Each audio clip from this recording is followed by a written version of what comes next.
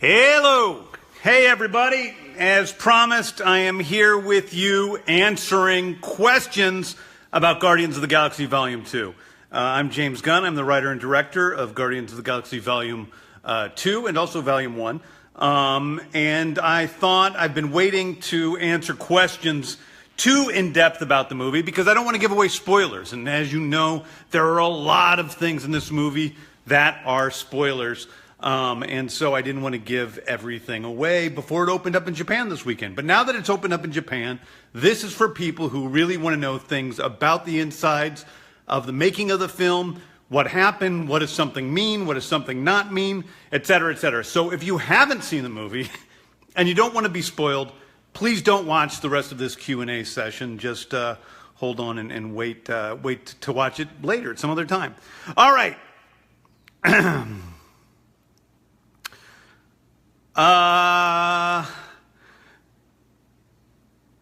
Thank you. I'm getting lots of, who did the motion capture for Groot? Devin Colson asks. That is me. All of that dancing at the beginning of the film is mine. I also did sessions where I acted, I did all of Groot's emotions and looks throughout the movie, which isn't very much because he's very Buster Keaton-esque in that he doesn't show many expressions. But I also did a pass for that as well. But really, a lot of the animation comes down to our great animators who did the movie. Frame Store, they add things to it, who did the opening sequence, and Weta, who does Groot at the end, and all the other fine companies we worked with. Will we see a bigger role in Guardians of the Galaxy Volume 3 with the original group under Stakar? So, as many of you know, and again, spoiler warning, there's going to be lots of spoilers here. At the end of the movie, in one of our post-credit scene, we see Stakar and his group of Ravagers. That group of Ravagers is a version of the original group of Guardians of the Galaxy. It's Kruger, and that's the pronunciation of that character's name, who's a sort of sorcerer from another planet. He's a race of Lems, and I know his pronunciation because Jim Valentino wrote me, the creator, the other day. And Charlie 27, played by Ving Rhames. Michelle Yeoh plays Alita, who is Stakar's wife. And Mainframe, played by Miley Cyrus, who's a disembodied head. And, of course, Martinix, played by my friend Michael Rosenbaum. People are asking me, are they going to be in Guardians of the Galaxy Volume 3? This is a spoiler-filled Q&A about Guardians Volume 2, more so than Volume 3. So I'm going to leave that to the imagination, but we'll see what happens. I'm just in the middle of writing Volume 3 right now, so who knows exactly what's going to happen.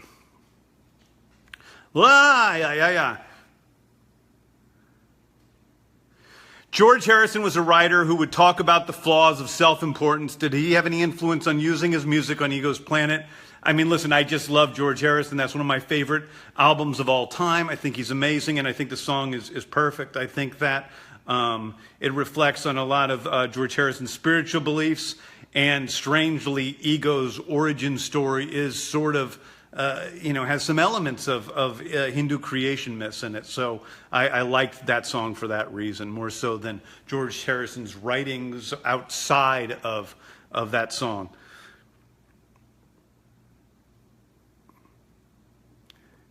Why did Ego tell Peter he killed Meredith? What was he going to get out of telling him? So, Ego is a very complicated character. I think that Ego, and really the whole movie, is about Ego. This is true. It's about Ego's taking over. Because he, on some level, he wants to have a connection with his son. And also he is sort of, he thinks in that moment that Peter understands what it takes to be a conqueror. And in that moment, he shares. He is blind. He is not very good with, he thinks he's really good at social interactions. There's my cat joining me. She's going to come up and rub my belly during this. But he's hoping. He wants to have some sort of connection with Peter. And when Peter betrays that and shoots him, he then says, I'll just use him for, like I've used so many others in my existence. People are asking Infinity War stories. Again, I will spoil stuff about Guardians Volume 2, but I will not spoil stuff about Infinity Wars. But let me say that the Guardians do have an important part in Infinity War. They are supporting players. It is an Avengers movie, but I think that they're really cool in it. What drives you to pick the music you do? Are there any songs you wanted to use and for some reason couldn't for both movies? No. Dave Jordan's my music supervisor. Every single song I've ever asked for, he's gotten me, including some very difficult ones, some difficult dealings, and that's been great. I choose the music first and foremost for story. I know these are soundtracks that are very popular in CD form that people listen to in iTunes, but for me, it's all about what fits best in the film, and that's what I go for. And all the songs are written into the screenplay from the very beginning. Why did Ego look human in the interactions he had with the other species he wished to impregnate? I mean, wouldn't he take the shape of the species in question? Yes, and I believe he did.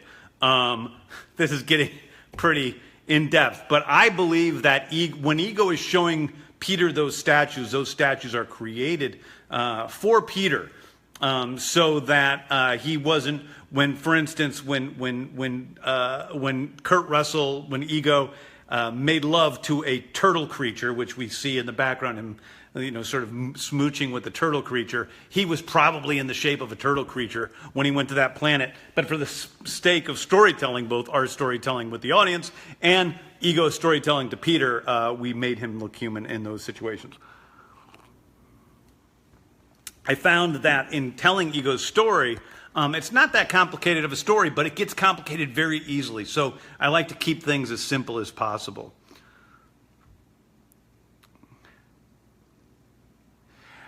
Hello from Puerto Rico, James. Where is Nathan Fillion's cameo? Is it going to be in the Blu-ray release?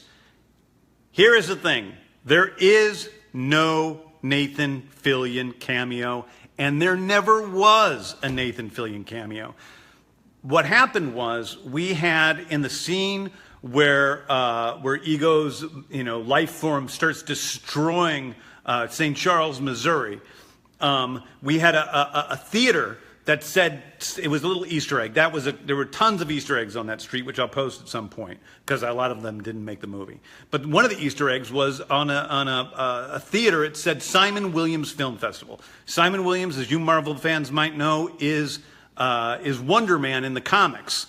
And it said Simon Williams Film Festival, and then on the outside, there were a bunch of movie posters from different supposed Simon Williams movies, including Stark, which is like the Tony Stark version played by Simon Williams. And in those posters, just only in those posters, Nathan Fillion was Simon Williams. There was no scene with Simon Williams. He never did anything else but that. That was all it was. Now, people went on set and they were taking pictures from across the street, as of course they're going to do, as we were doing all these stunts on that scene. And they got these pictures of Simon Williams Film Festival, and then they assumed that Simon Williams was going to be in the movie. So all these articles came out that Nathan Fillion was cast as Wonder Man. Nathan Fillion's name was on IMDb as playing Wonder Man and being one of the stars of Guardians of the Galaxy Volume 2 for a long time. So that's what happened. Things got out of control. And at that point, I wasn't, at a certain point, I can't be going around saying this isn't true and this is true, because sometimes people say things that are true, and I don't want to, have that spoiled as well. Okay.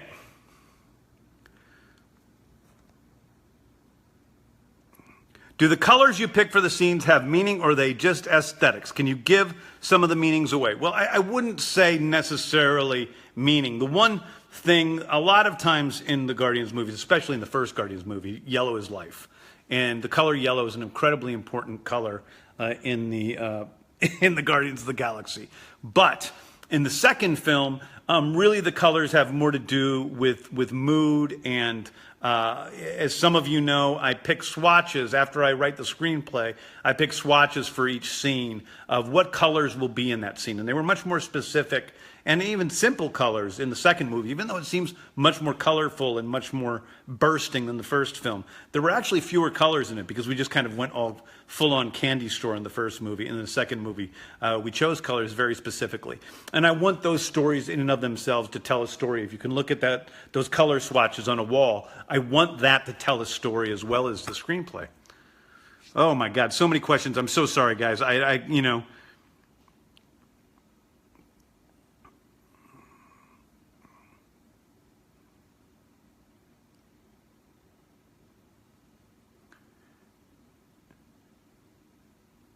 Was there ever a draft of Volume 2 where Thanos was going to appear? No.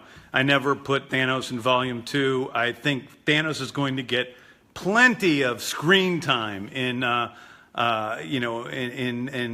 next Avengers movie, and I didn't think that this movie was about that. It is important to me that the Guardians movies, although these three films will be considered a trilogy, and they do tell one overriding story, but that the primary purpose of them is to be individual films that work as individual films. Did you have Andy Park and the rest of the concept artists give their ideas for Volume 2, or did you help them with the choice? Not sure what that means. Andy Park is the head of our Viz Dev, visual development team, and everything they do is guided by me. So yes, I tell them exactly what to draw. And, not what to draw. They draw from their own wonderful imaginations, but I tell them what characters to choose, that I choose, and then basic ideas about how I think they should look and what they should look like. And then they go and they take that and they work on that and they bring it back, and I give them notes, and then they go back and they bring back more and then they give notes. And sometimes you can go see Andy Park, posted a beautiful piece of work that he did on Mantis, an early version of Mantis. But Mantis was yellow and she looks more bug-like.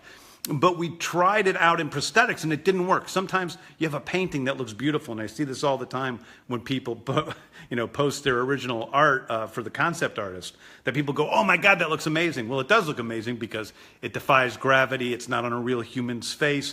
It doesn't work exactly like it does in reality. And in that case, we tried to do that Mantis version, but it just didn't work, and it looked strange.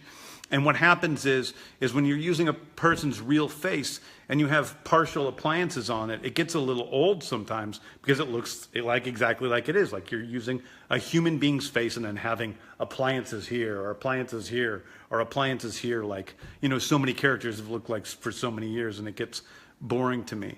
Same thing with the color of Mantis, of making her a different color. Making her green, I didn't want to do that because of, Gamora and Hulk and other characters. I didn't want to make her yellow because it seemed strange to paint someone just a different color among this whole group of characters and have everybody be a different color except for Peter Quill. I thought it was more interesting to use the original Mantis from the comics, where you see her skin color, or, where she has human colored skin. Are you contributing to the Guardians characters' involvement in the next Avengers movie? Yes, very, very, very much so.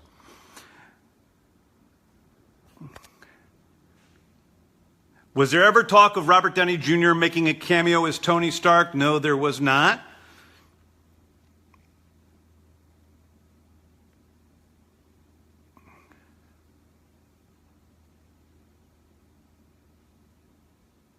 What's the hardest part about directing Bradley Cooper's voice performance? Really, Bradley was really amazing on this movie. It was much easier than on the first movie. Like all of the other performers, he upped his game a lot. So he's really one of the easier people to direct. I believe in the Groot post-credit scene, Peter Quill could understand Groot calling him boring. Will other Guardians besides Rocket be able to understand Groot in the next film? Peter Quill obviously does understand adolescent Groot at the end of the movie. And other minor misconception is people think that's teen Groot at the end of the movie. I understand why. It's actually adolescent Groot. I would call him tween Groot, or we call him adolescent Groot. He's not quite a teenager yet. And yes, Peter Quill can't understand him. As for other Guardians, we'll have to wait and see.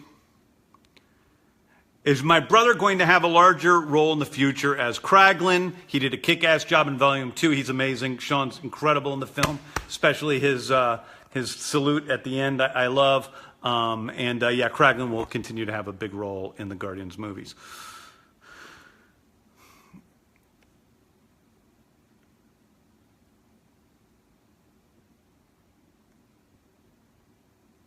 I love the Guardians. Remember, there's spoilers in here, lots of spoilers. I love that question. I love the Guardians. I was so sad about Yondu. I didn't want to cry in a theater. And, I think it's okay to cry in a theater. I think it's great. There's no problem with that.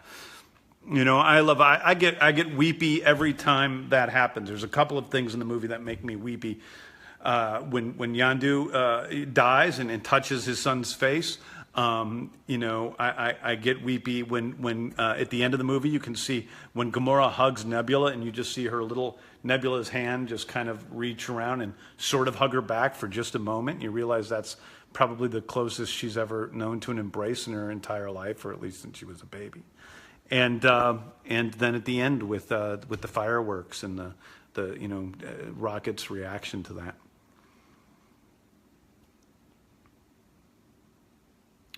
So the dancing Groot opening scene, that was also you. Yes, that was me dancing in the opening, 100%. Very, very much.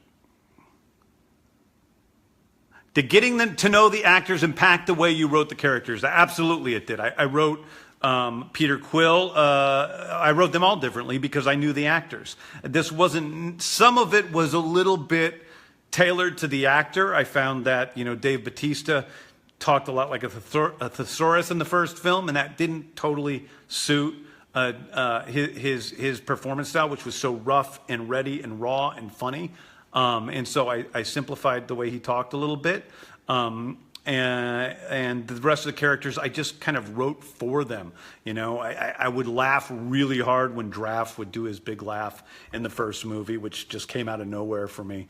And so adding that into the second movie as more of an element was important.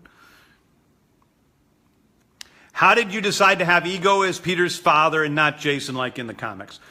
I do not like Jason or Jason. I just don't like the character very much. I also thought it was too much like a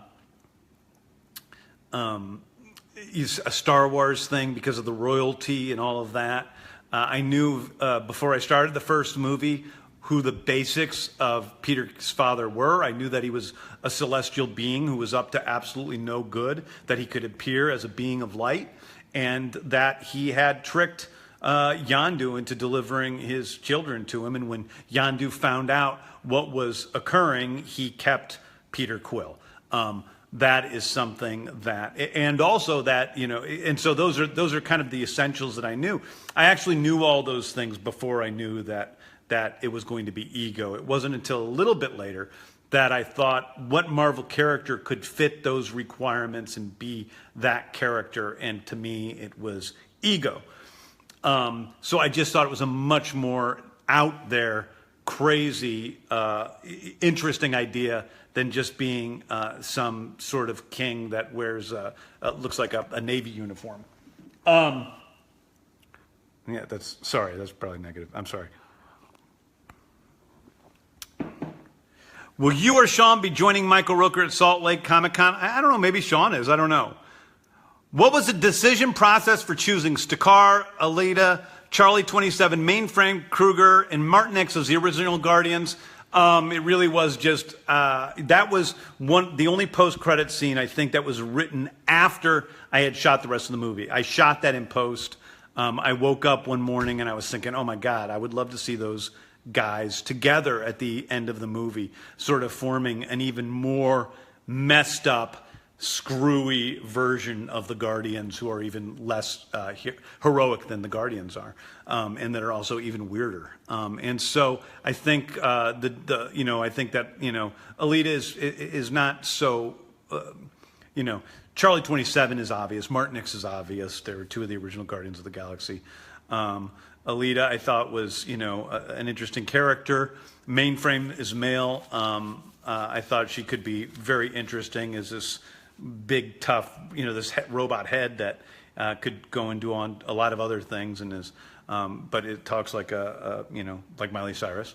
And then Kruger, I just thought, was even weirder than Rocket and Groot, and could be a really cool character. So that was my decision process. It really was just me, lying in bed and thinking about who those characters could be. Oh my God, so many questions! Was Miley Cyrus really in the film? Yeah, she plays the voice of Mainframe at the very end of the movie.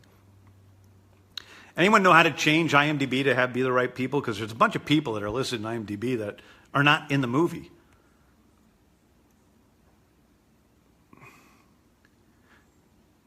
Was Ego... Oh, yeah. Was Peter Ego's last child to have been delivered, or are there more out there somewhere? Well, I think that's something to think about.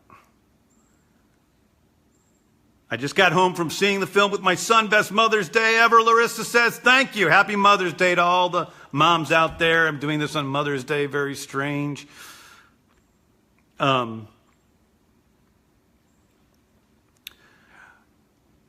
What influenced your decision to have the Sovereign in the film if Ego is the main villain? Really, it was just about the story. It was the way it opened up. We needed to have a pushing force, which is the Sovereign, because really, the thing about Guardians of the Galaxy Volume 2 is it really is an independent film in the body of a spectacle film. That is, everything about it is 100% character-oriented, character-related. I really don't think that there's been another, spectacle film that has been so character-oriented. The middle of the movie is all about the relationships between the characters, and it really isn't about a villain overtaking everything. The villain overtaking everything is, in some ways, a subplot at the end that's less important than all the other things that Ego is doing, which is that he's killed Peter's mother and that he's going to kill his friends. And so creating this film that was so character-oriented, where each of the characters we learn something about, each of the characters changes in some way, with the possible exception of Drax, who stays kind of the same.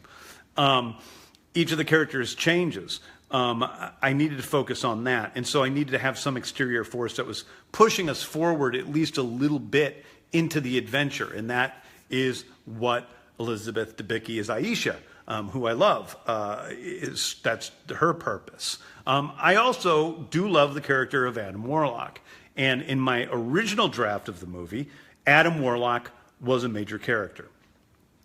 I ended up taking out Adam Warlock because there were simply too many characters. As I said, I need to have each character have their own specific story that was important to the plot. And when I added one extra major character like that, it was just too many. I naturally am drawn to ensemble films, which is what Guardians is. Guardians Volume 2 more so than Guardians 1. Guardians Volume 1 is really, truly Peter Quill's movie, and the other characters are supporting, players. In this movie, it's truly is a multi-protagonist film in that Peter, Rocket, and Gamora are the stars of each of their own stories, and then the other characters sort of revolve around that. So anyway, that was a long explanation.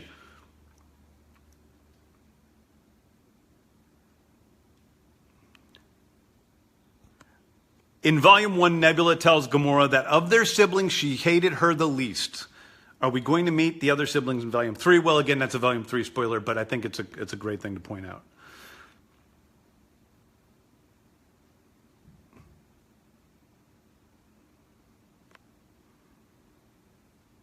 Would I direct a Shang-Chi movie? Not necessarily.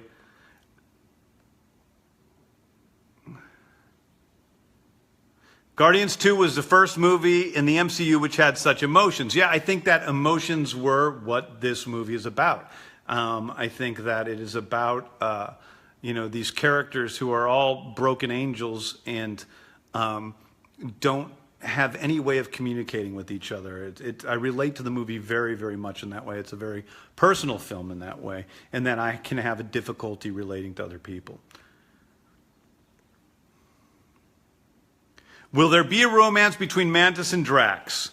No. There is absolutely no romance between Mantis and Drax. They are BFFs. There is nothing romantic in there. I think we make that profoundly clear in the film. So for you to think there's romance between Mantis and Drax, I think you're kind of hoping outside of what we very clearly say. He's not attracted to her. The truth is, Drax is attracted to very heavy-set women. That's what he likes, and he absolutely doesn't like Mantis.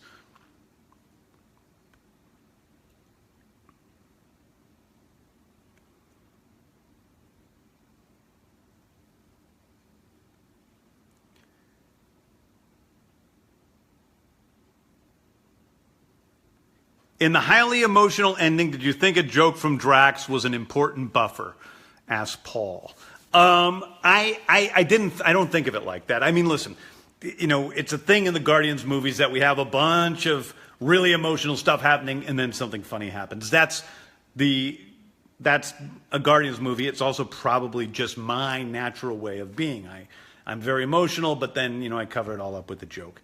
So I think that is part of it. But I also think that each of those moments with each of those characters was very specific and true to each of those characters. So, we see the moment, for instance, with Drax taking baby Groot and cuddling him at the end. And that's after we've seen this entire movie where Drax has, and baby Groot has been punching Drax throughout the whole movie. I don't know if you notice it, but they seem to hate each other. And Drax calls him a dumber, smaller Groot. He just doesn't seem to like him. But at the end, who does baby Groot choose to go to? It's Drax. We have the moment between Gamora and Peter Quill. Some people have asked, why not have that result in a kiss? The truth is because that's not who Gamora is. She is not someone who is going to just give in to the moment of a lustful, passionate moment. That's just not who she is. But what she did do is she loves Peter Quill. That's very obvious at the end of the movie. And she admits that to him. And their love is based on something much deeper than sex. It's based on a profound friendship between the two of them, that they are the heads of this family in a lot of ways. So each of those characters has a special moment. And I think it makes sense that one of Drax's special moments at the end is the fact that he's funny. He doesn't mean to be funny, but he is.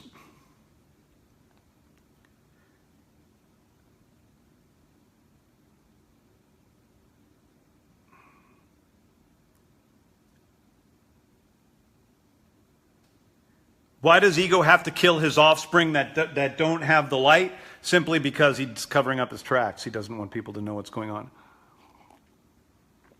How long did the Michael Rooker Yondu makeup take to put on? I think it's about 3 or 4 hours. Do I think Gamora didn't have much of her own storyline? What? What are you talking about? That's ridiculous. Gamora's storyline is everything in Peter Quill's story leads up to Gamora's storyline. We think that Nebula and Gamora in the pack in the last movie, that Nebula's the bad guy and Gamora's the good guy. In this movie, we learn that Gamora is the transgressor. She's the older bully sister. She has been unspeakably cruel to her sister, Nebula, and we understand why Nebula doesn't like her. Their story and their relationship with each other is the crux of the movie in so many ways. In fact, when Peter Quill talks about what the funeral means to him, that isn't the end of that. That leads to the story between Nebula and Gamora. So I think that's absolutely crazy to say that.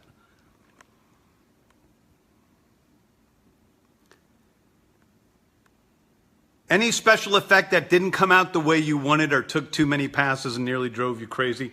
Lots of things took too many passes. Listen, I'm always harshest with Rocket, with the way Rocket talks and looks, and I go through many passes of Rocket getting him to look right, because oftentimes he starts to look jerky and that's not what I want. He looks like an animatronic being sometimes, and so I really try to make his movements more fluid and his mouth work well to say words. But there's still many shots in the movie I look at and I go, oh my God, I wish we had another couple months to work on that shot. I liked how Peter Quill becomes sort of a father figure to the young Groot after he realizes how much of a father figure Yondu was to him. That's one of my favorite moments in the movie also, and I think it's an important one. Because I think that when, if you notice all of the characters and their relationships to Baby Groot, they have varying degrees of closeness. Rocket and Baby Groot are very close. Gamora and Baby Groot are very close. Rocket is not always the best dad, but he's there for him. Drax, we think, has got a problem, but he has a pretty intense relationship with Baby Groot. They're just always punching each other. Peter Quill utterly, almost completely ignores Baby Groot throughout the entire movie. This is important. I think that Peter Quill is, in many ways, a completely absent father to this son that they have on board, and I think Baby Groot's situation is the opposite of mine. I had 6 kids in my family and 2 parents. Baby Groot is one kid with many parents.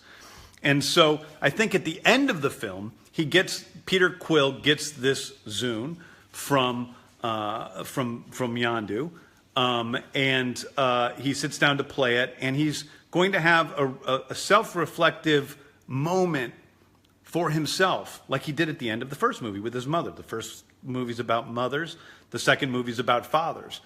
And as he starts to listen to the music, instead of it being a moment that is selfish, Baby Groot crawls into his lap, and as we see Peter Quill looking down at Baby Groot, we see a father's love for his son.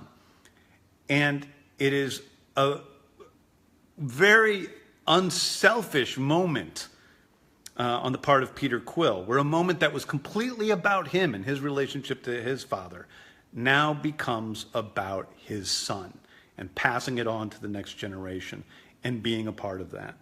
And so that's why that moment is so important to me in the movie and why it's so important for the development of Peter Quill.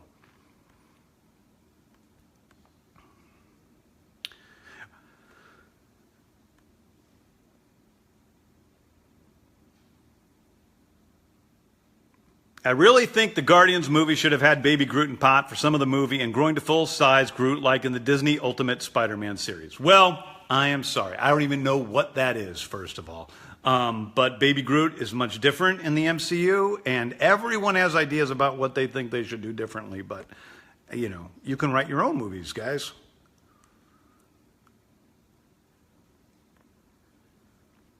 I love how strong you've made the female characters. Thank you for making them something more than superficial. Thank you. I like those characters a lot. I can say that those are some of my favorite characters in the movie. And I love Mantis. Did you anticipate just how much the Rocket and Yondu characters would touch audiences in the film? Especially the scene of them face to face, revealing they are the same. I do. I think I did in some ways. I mean, it touched me a lot writing that sequence.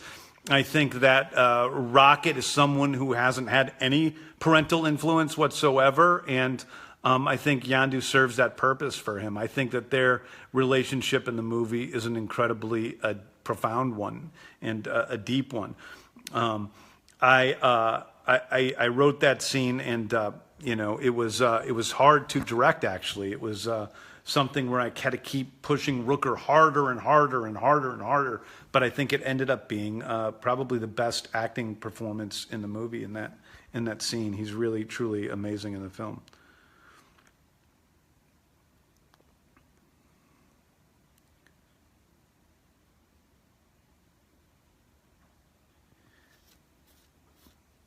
Was there never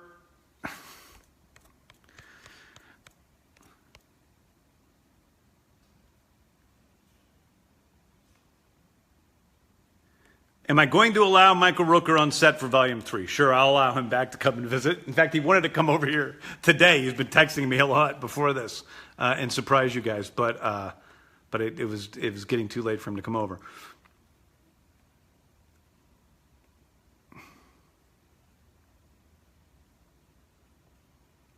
The scene where Mantis puts her hand on Drax's shoulder and she feels his pain is the most powerful scene in the whole movie, in my opinion. It's a wonderful scene. Pom Klementieff was amazing in that scene, as was Dave Bautista, and I love that scene a lot. Was it always intended to have Guardians 2 follow right behind Guardians 1 in terms of time, where 3 will be set years afterwards with, with changes, perhaps? I think that, was it always like that? I don't think I always chose to do that. I think that really it was when I started working on Volume 2 and I learned that I thought the characters had so much to learn in such a short time, and that the bumps of being in these intimate relationships that they just committed to in the first film were going to be more interesting and more dramatic at the very beginning than they would be down the line. And I didn't want to skip over that maturing of the relationships between them. And I also thought it would be fun to have Groot be little. At first, when I started working on the movie, I had Groot bigger, and it seemed repetitive from the first film, and it didn't give him as much to do. So I like the idea of baby Groot being in there. What was your reasoning for having Groot become a teen at the end? What made you choose teenage Groot over adult Groot, and why kill Yondu? All right, first one's easy. I love the idea of being able to grow with these characters, to see them change little by little over time, and that's why I made him not teen Groot at the end, but adolescent Groot. He's not a teenager yet. He's still a young older boy. And I don't want to just go back to what we had before. And let's remember, Baby Groot's a different character than Groot from the first movie. He doesn't have his memories. He's developing. He obviously has some personality differences from the first Groot. So it's not going to be him just becoming adult Groot from the first movie. He's becoming his own Groot. Why kill Yondu? Let me tell you, there's nothing harder for me than the choice to kill Yondu in this movie. Michael Rooker, for all the crap I give him, is one of my closest friends in the world, and the last thing I wanted to do was to make a movie without Michael Rooker in the future. I almost didn't do Guardians of the Galaxy Volume 3 because there was no Michael Rooker in it, and I couldn't see making the movie without him. He means that much to me, and I love him that much. And it was the hardest choice I've ever had to make from a storytelling perspective, to choose to have Yondu die. I wrote a bunch of treatments where Yondu did not die. There were other endings. He was saved at the last minute after, taking this sacrificial stance, and I wrote many drafts like that. And I realized I was being dishonest. That was not what this story was. For me, the most important thing in making a movie is to tell the truest and most honest story possible, and that's whether you're making a $500,000 indie film or a $200 million spectacle film. And the truth of this story, this was about a father's true and ultimate love for his son. This is a movie who was about who really are our fathers, who really are our siblings. And the only way for it to be an honest story was for Yondu to die. And anything else would have been half measures and would have been me backing out because I was afraid to tell the truth. And so that's why Yondu dies. And I've been very grateful for all of the messages from people all over the world who are adopted, who have stepfathers and foster fathers, and what this movie has meant to them. And people who have had difficult relationships with their imperfect fathers in general.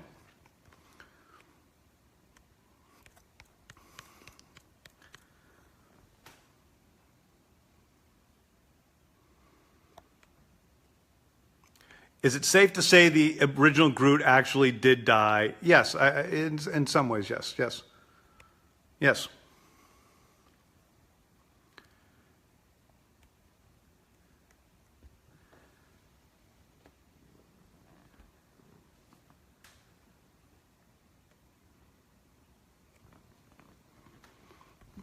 Cat, I'm trying to read your. God, you guys are so many questions.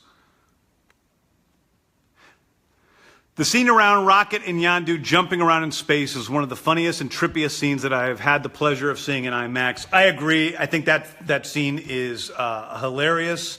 I really laugh hard watching that scene. I love seeing Kraglin's big eyeball coming out and the shot with Yondu's face and the big, huge mouth screaming is, to me, the funniest shot in the movie. People have asked, is this inspired by Large Marge and Pee Wee Herman's film? And yes, it is. But I just thought it was very funny to see all this crazy stuff happening. So I can't remember quite where it originated, but it happened pretty early on.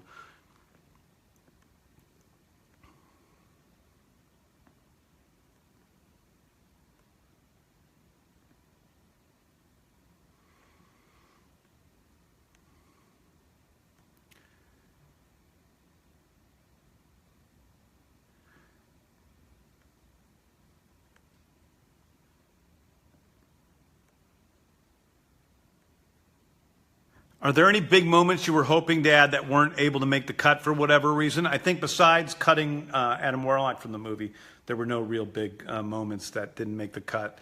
There was one action sequence I wrote that was a bit more, it took too long to tell, that I would maybe like do at a future time in some other movie. But some of these things never even made the screenplay. They were simply in the treatment.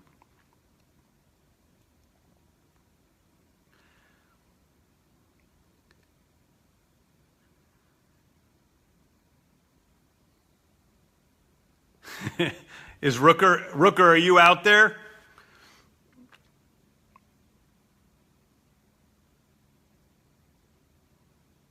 After the self-reflective sequence between Yondu and Rocket, do you see Rocket becoming more aware of the consequences of his actions moving forward? Yeah, Rocket's going to change from this movie.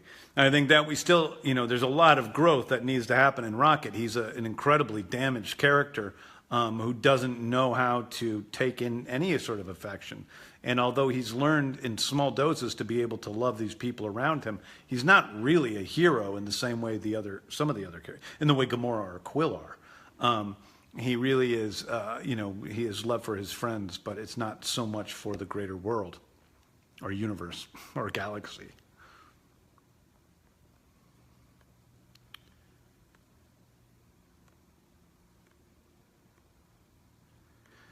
Why did you use the chain? The chain I chose simply because I think it's a great song about both a bond and the difficulties of that bond. And we get to use it twice in the movie, once in a sort of negative sense where they're breaking up, and once in a sort of positive sense where there's no way that anybody is going to break that chain. So I thought it worked perfectly.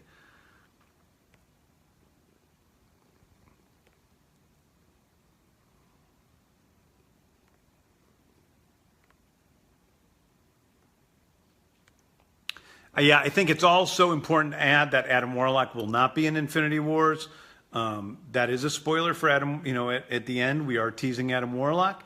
He will have a future in the MCU, but will it be within Infinity War? It will not. It's not. It's just not going to be the case.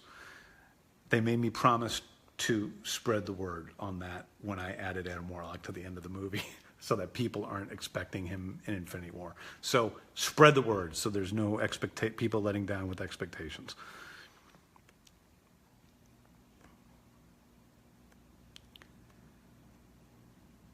Will there ever be a director's cut, or do you think you told the exact story you set out to do? Asked Dustin. That is a director's cut. What you saw in the theater is a director's cut. Marvel never asked me to change anything. There is one small beat in the movie in which Kevin Feige and I disagreed on. He thought the beat should be cut, and I thought the beat should stay. It's incredibly unimportant. but I think it's important to note because it's the only thing we really, at the end of the day disagreed on. And he let me have my way with keeping the moment in the movie, which I think was the right move. Thank you, Kevin. So yeah, it is a director's cut. There's nothing about that film that is not mine, and to put out a director's cut would be dishonest. How many Guardians of the Galaxy films are we expecting here? With this iteration of the Guardians of the Galaxy, there will be 3 movies. So the next movie is the final film for this iteration of the Guardians.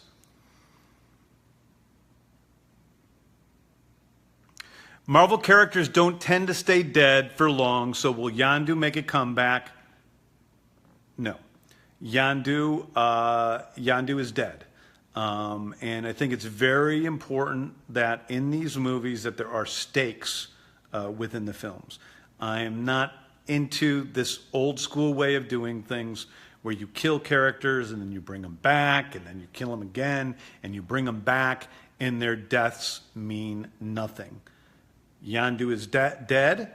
It's sad, but I'm not, now there could be a prequel Yondu film or there could be a flashback or something like that. So Yondu could exist in the past, but he's not going to come back to life so long as I'm involved with Marvel. It's just not going to happen. These deaths need to have ramifications. These deaths need to be honest. His death needs to mean something, not only in this movie, but in future movies. So he's dead.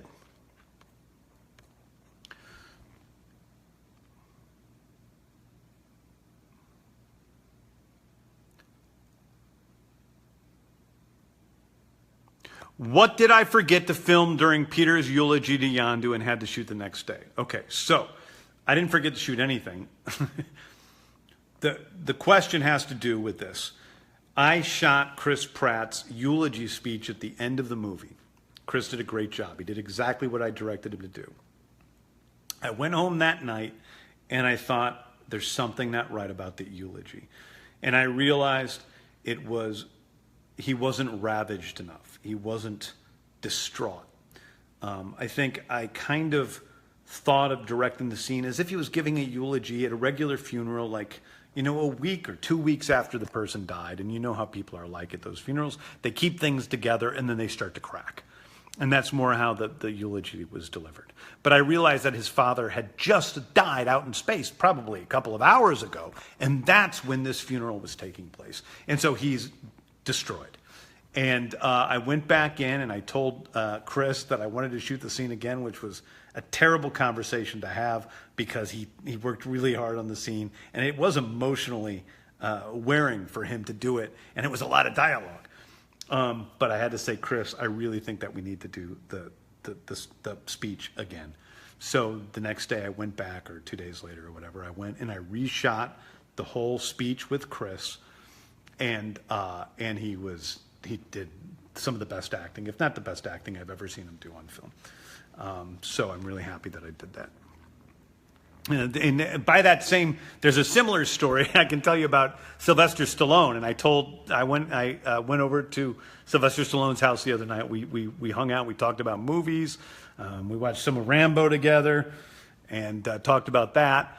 But one of the reasons why I love Sylvester Stallone is because in the speech between Yondu and Sly, when they're yelling at each other in Contraxia, Sly came in, he killed it. A lot of times actors hold back and they don't yell when you want them to yell, and they're all trying to be really cool, and he didn't do that. He completely went for the jugular, and I appreciate it. I thought it was great. But there was one line at the end where it just didn't hit right. And Sly said to me, "Do you have it? You strike me as a perfectionist. Are you sure you have it?" And it's Sylvester Stallone. I'm a little intimidated. And so I said, yeah, I have it. And I thought maybe I did have it, I went home that night. It was a Friday. And I thought, oh, God, I didn't get that line the way I want to get it.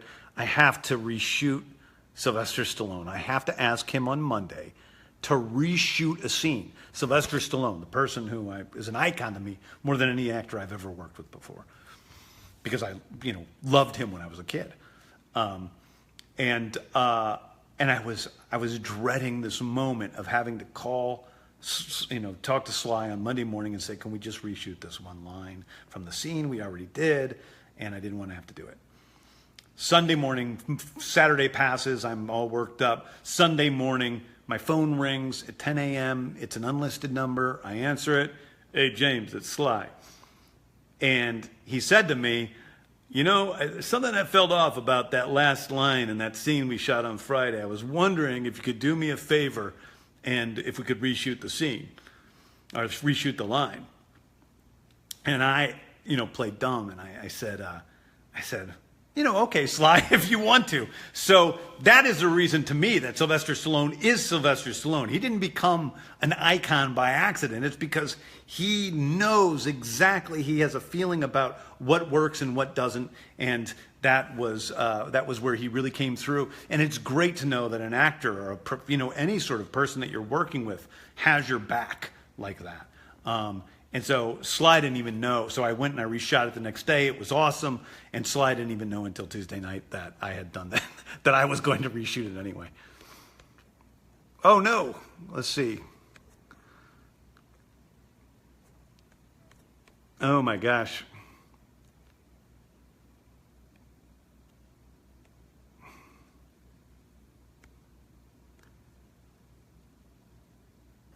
Was there anything you wanted to do in this movie and couldn't? I don't think so. I think I did everything I wanted to do. How did Quill get back in the guardianship with Yondu's dead body?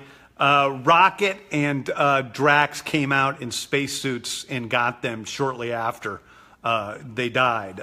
They were shooting up into space and they were searching around for them in the spaceship. And we actually shot a moment where Chris is holding onto Yondu's body and crying, and Dave Bautista comes up behind Quill and sort of embraces him and pulls him back from the body as he's holding on to it. And Rocket takes Yondu's body as its arms outstretched, and they move back towards the ship. But I found that the movie moved better without all of that in there, even though I really liked the moment between Drax and Quill. So no one in the MCU has ever seen a Kurt Russell movie? Oh, because Kurt Russell is, I don't know, maybe Kurt Russell looks different in the MCU. Who knows? So is David Hasselhoff going to return in the next movie? Oh, I don't know. I love the Stan Lee cameo. What made you think of the cameo for him? Well, I actually read, the Marvel fan sites and the Marvel message boards out there, and a lot of times people have ideas that are somewhat off base or silly or whatever. But one thing I found very funny and interesting was the fact that people thought Stan Lee is a watcher, who in the comics they just watch everything, and that all of these cameos that he's doing are part of him being a watcher. So I thought that was one of the greatest things that the fans came up with. So Stan Lee, as a guy who is either a watcher or probably a guy who's working for the Watchers, was something that I thought was fun for the MCU. And yes, I know I made a mistake. So people have written and asked me, and I'll own up to my mistake, because Guardians of the Galaxy Volume 2 theoretically happens in 2014, which is before Infinity War. And Stan Lee in the movie says, that time I was a FedEx guy, which is what he is in Civil War. And I screwed up. I wasn't thinking. That's all that is. But I'm going to say that probably Stan Lee used the guise of a FedEx guy more than one time. So it doesn't really, it's a mistake, but it can be easily explained away. When on the day with Stan, what I did was I just kept yelling out different things that he had done in the different cameos, including I was a DJ at I was a DJ at a strip club. That time I was a DJ at a strip club, which is what he was in Deadpool, which I thought would have been interesting because that would have sort of slightly linked the Fox and MCU universes.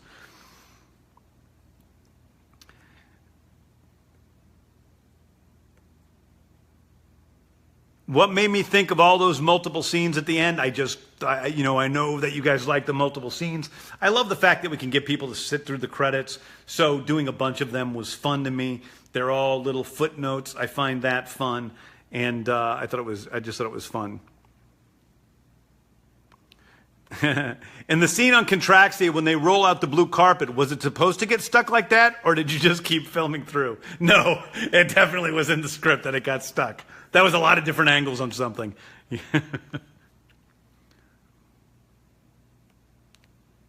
So do we see Tony Stark getting some MP3 player to Peter Quill with 1,000,000 songs? No. In Infinity War, no. Spoiler for Infinity War.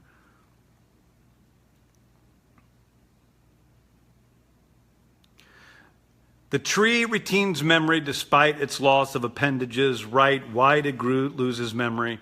Because it's just not the way that Groots procreate. That's not the way they continue on.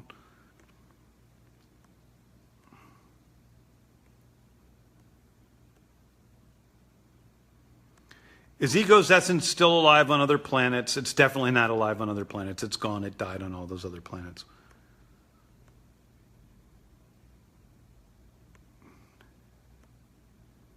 Are we going to see more alien races in Guardians 3? Yes.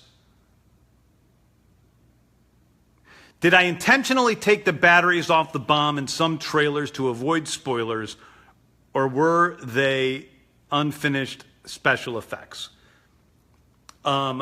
Those, I didn't take them off intentionally. The shots just weren't finished yet. So when you finish shots for the trailer, they're not finished for the movie. They're early drafts of the shots. That's why if you see like the shot when Drax jumps into the obelisk's mouth, it looks much, much better in the movie than it did in the first trailer. And it looks, better in the commercial that it's shown in than it did in the first trailer.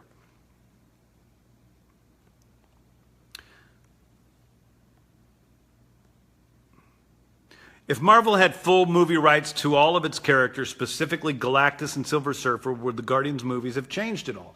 It's hard to say. I'm going to guess no, but who knows what characters I would have chosen to use. I think that there's a good chance that if we had all of those characters, that I really like the character of Annihilus, and if my dog's trying to get in, and if there's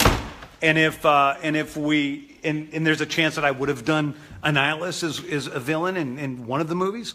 Yeah, so maybe some of the characters would change, but I think that the central ones would stay the same. Yes, Rooker really did fall asleep during the funeral scene. In fact, I have some very funny video of Chris giving his speech and crying, and then in the middle of that, Rooker falling asleep. And he didn't fall asleep once. He fell asleep like 10 times. And I have tons of footage of him snoring as he's covered in all that stuff, which is crazy.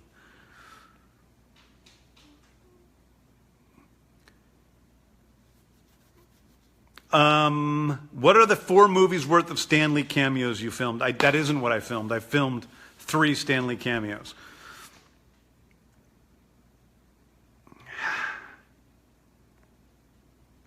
How did Ego give Meredith a brain tumor exactly?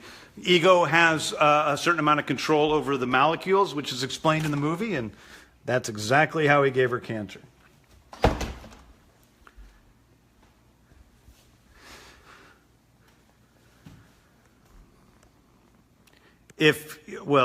And then the person goes on to say, if he wanted to kill her in order to get over her, why didn't he just kill her on the spot? And the reason is because if he killed her on the spot, then Peter Quill would have never been born. He impregnated her, gave her cancer, and then left. And he probably did that to everyone. Was there any time at which Ego would introduce himself as Jason in the script? No. Who was your favorite new character to write into and direct the movie? Definitely Mantis. I love the character of Mantis. She's very fun to write. I relate to her a lot, and I think she's an utterly unique character.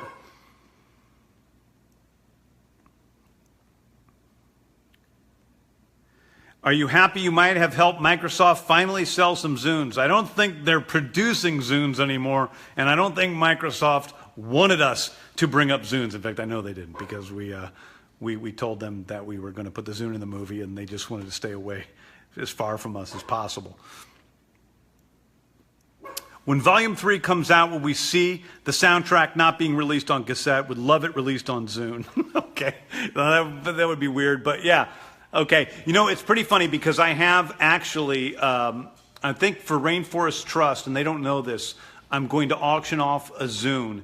I have a Zune that's signed by everyone in the cast, I think I'm going to auction that off for Rainforest Trust, a brown Zune, like the Zune at the end of the movie. I bought a few of them up. Why did I decide to have Rocket crying as the last shot of the film? For me, that's a moment where Rocket sees the possibility of something beyond the existence that he has known his entire life, which has been one without magic and one without life and one without love. And in that moment, he also sees, especially, that Yondu is okay. And when he sees Yondu's arrow appear in the ashes, I think he feels a great deal of guilt over making the choice to let Yondu do what Yondu did, which is sacrifice himself. And I think he's the only Guardian that ever would have made that choice. He's a more practical member of the Guardians, and that's why Yondu allowed him to do it. And that's why Rocket also, you know, knocked Gamora out and stopped her from going out and dying as well. And so for me, you know, a lot of the center of Guardians of the Galaxy is about Rocket and his relationship to life and the way he sees it. And that's what that moment was. And that's why it was so important.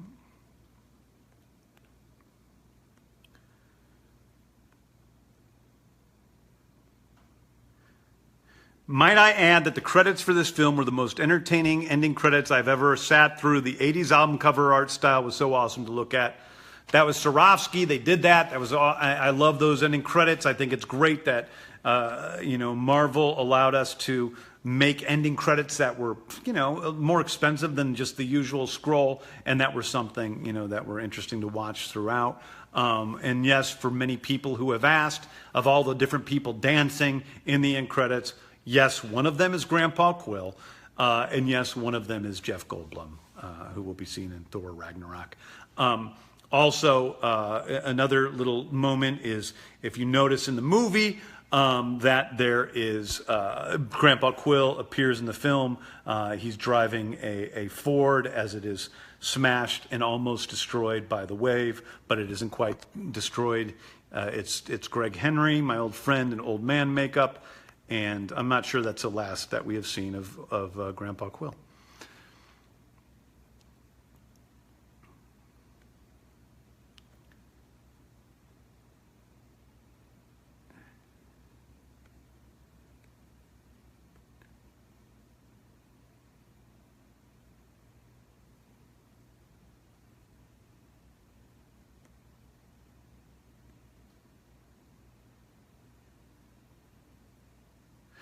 The Yondu Mary Poppins scene was amazing, but when writing the script, did you have other Disney choices besides Mary Poppins? No, I didn't even really think that Mary Poppins was Disney when I wrote the scene. It was simply that I knew that if Yondu was coming down on an arrow, that he probably would look like Mary Poppins. It was not the most heroic holding your arm up like this, holding onto an arrow as you're flying down. It just seemed that he would look like Mary Poppins, and I think that Quill would think that was funny and say something to him, and I think that that Chris Pratt, added a lot of warmth to that scene, and of course Rooker's reading of "I'm Mary Poppins, y'all" is people's favorite thing in the movie, and at least the most quoted thing in the movie.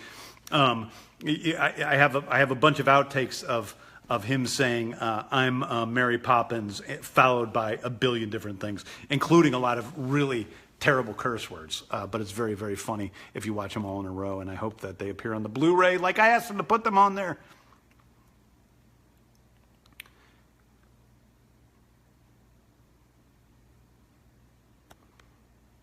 Thank you for using Swedish music in Guardians 1. Really made you and the movie a big word of mouth over Swedish radio and TV. I am a huge fan of Swedish music. I count, Money Brother and The One That Dies and Savannah Hot Nights as some of my favorite bands, and some of the greatest music in the world, greatest pop music in the world is out of Sweden.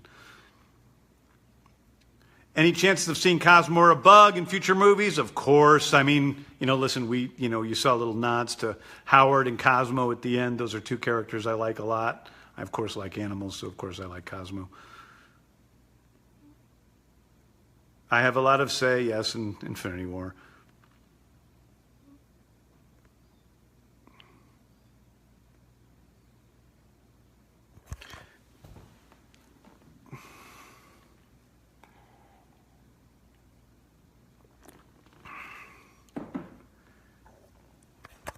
I'm not going to say what scene Kevin Feige and I never disagreed on a scene. We disagreed on one moment, one beat, about 10 seconds of film that he wanted to cut and I didn't. And I'm not going to say what it is, because if it's something people love, then Kevin will look bad. And if it's something people hate, then I'm going to look bad. And I don't want either one of us to look bad. I want both of us to look wonderful. So I will never share it.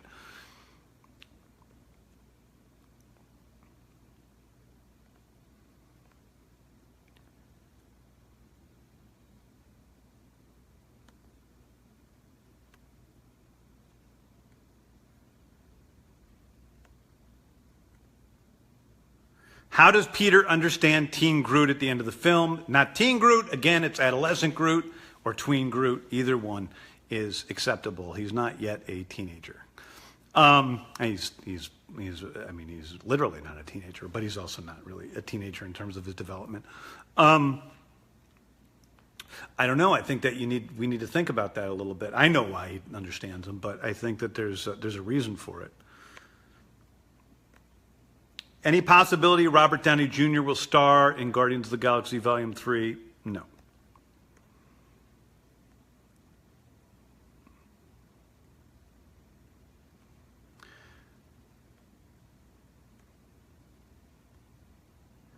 Was there a particular scene that didn't make the final cut you would have liked to keep in that didn't work?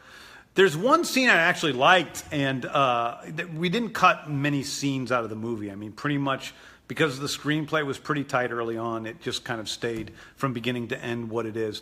But there's one scene I really liked in the movie because it was funny, but it didn't really further the plot. And it was when the Guardians first arrive on Ego's planet with Ego, and they're approaching his palace. And, Ego shows them that he has this statue that he's prepared. It's covered with this fountain, and the waters fall, and we see this statue that he's made in preparation for them coming. And it's a statue that looks almost like a Frank Frazetta painting with a heroic Star-Lord sitting there looking really cool and great.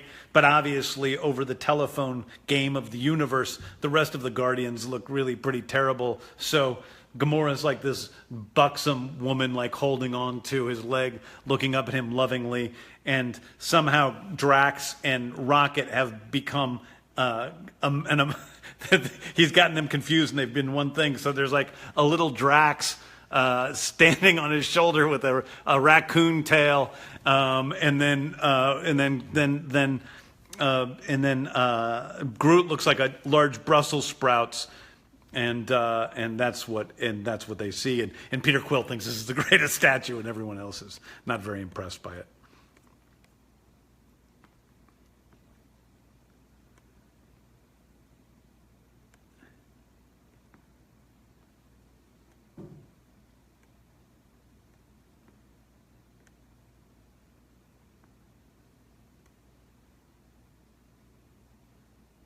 Any possibility? No, as I said, Yondu is spoilers. This is all spoilers here. Yondu's dead. He's dead.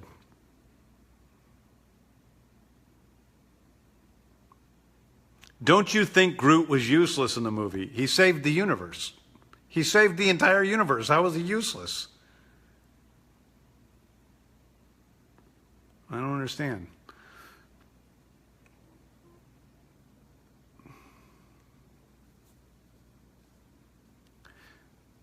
Was it difficult to get Howard the Duck in? No, I think he just kind of made his way in.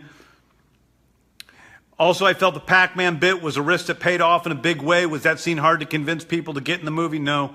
I think those guys really liked Pac-Man. In fact, I have to say they stuck with Pac-Man for a long time, as did I. I was starting to have my doubts because the early versions of that visual effect just didn't look that good. And so we went through a lot of versions where Pac-Man didn't work, and it wasn't cool, and it wasn't funny, and it wasn't cool, and I didn't like it. And then all of a sudden, boom, it came together, and people loved it.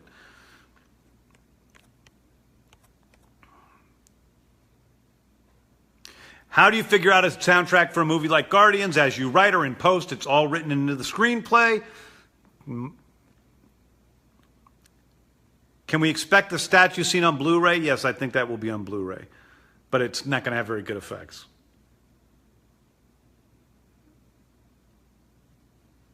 Why didn't this movie connect with the big Avengers movie?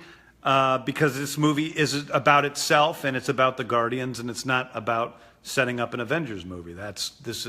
These movies are centered around themselves and will continue to be so.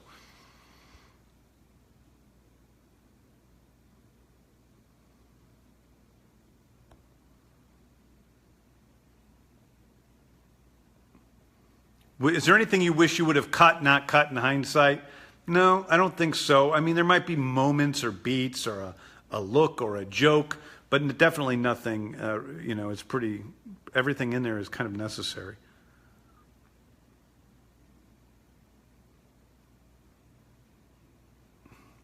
Why didn't you show that much of Xandar in the Nova Corps in Volume 2? Because it revolved around a different place other than Xandar.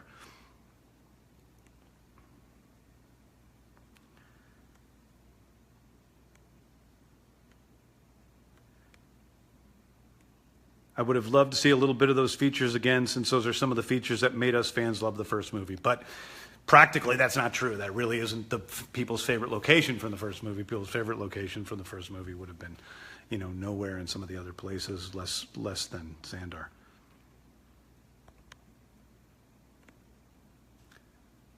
Will we ever get a remastered Howard the Duck movie? You mean a remake of Howard the Duck? No.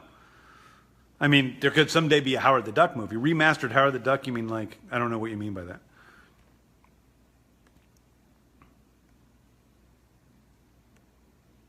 Was there ever a discussion to introduce Rocket's girlfriend into Volume 2? I don't, listen, in the comics, Rocket sometimes has a girlfriend who's a completely different species than he is, which, is somewhat strange. I think that one of the primary things about Rocket in the MCU is he doesn't have a connection. And I think the sure sign of sometimes these movies going downhill is introducing unnecessary love interest, especially to someone who can't even connect to other people as friends. Do I know who the bad guy will be in Guardians 3? Yes. If you want to think of, yeah.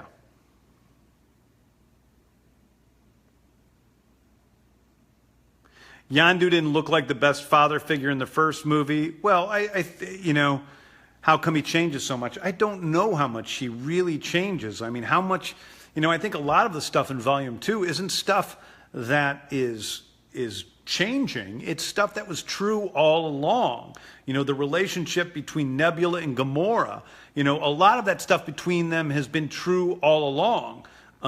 The stuff between Yondu and Quill was an asshole at the beginning. He ripped off Yondu. He stole an idea from him and went off to do it.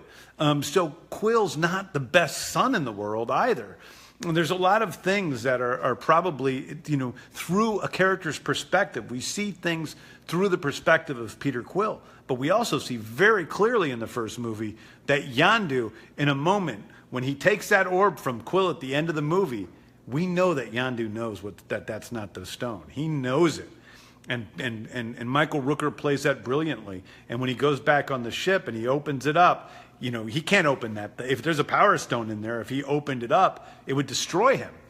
But he opens it up, and there's a troll doll inside, and he knows that he doesn't have the stone. So I think in the first movie we see very much that Yondu cares for his son and is, willing to take, put himself in jeopardy to protect him. Oh no, how do I do this? I've lost my things. All right, well, anyway, guys, it's been over an hour. Thank you for all your questions. I'm sorry I couldn't answer more, but I love all you guys, and thank you for your continued support with Guardians of the Galaxy Volume 2. It's a movie I really love, and I love that it's affecting so many of you all over the world. And have an amazing, amazing day.